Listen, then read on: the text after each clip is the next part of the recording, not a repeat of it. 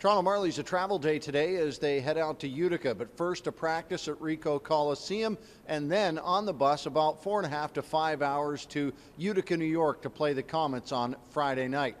Well, a question crossed my mind this morning when taking a look out on the ice and seeing so many former Sioux Greyhounds actually, or people connected to the Sioux Greyhounds organization, including the captain Andrew Campbell and of course Sheldon Keefe. And a question crossed my mind, and that was, who do you still keep track of from your hockey past? Well, you know what? I'm not too far removed from two different levels for me. So obviously the Sioux Greyhounds, keeping tabs on what's happening there. Got a lot of good friends still with the team, and obviously working with the players there. You're always checking in on how they're doing. And then the players that have graduated as well, they're sprinkled all over pro hockey here in the NHL and the American League. We had a real strong team last year that has advanced. So we're always keeping tabs on what's happening and checking in on the websites or whatever. Then even for me at the junior A level, just 3 years ago I was coaching junior A hockey, and still keep tabs on the Pembroke Lumber Kings and the CCHL out there out in Ottawa, and I got a lot of really good friends that are running teams out there, and try to keep up to speed on what's happening for sure. Old teammate of ours, Spencer Abbott, and Greg McKay. Spencer Abbott playing in Europe, is he? How's he doing, you think? He's playing well. He's a point per game, but I think he's liking it a little better out there. He's playing more, so it's good to watch him. Yeah, probably just old teammates. I mean, you got McWilliam with Manitoba there, McLaren, D'Amigo, Cristo from college with Trupp. So there's a bunch, just Brad Malone, a bunch of guys. I don't want to leave anybody out. Do you keep track of North Dakota at all? Yeah, a little bit. Yeah, they're doing really good. I think they're top 5, and I don't know, ever since they switched to the Fighting Hawks, not so much, but. I'm constantly, checking up on the alma mater, Penn State.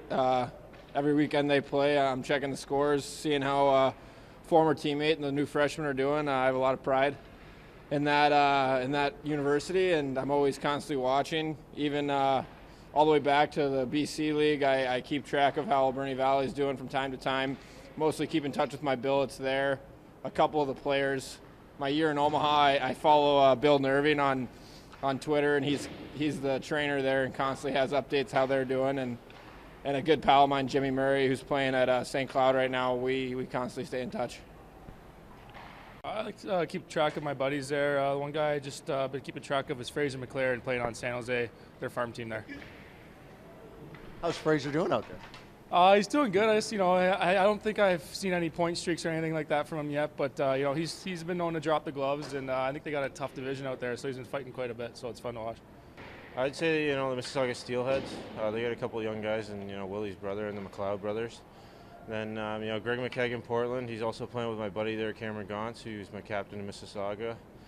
And, a couple guys in the NHL, Casey Zizekas and Devontae Smith-Pelly, who play in the Islanders and the Canadiens. So a couple guys, a couple good buddies, and see them and catch them up in summers when we can.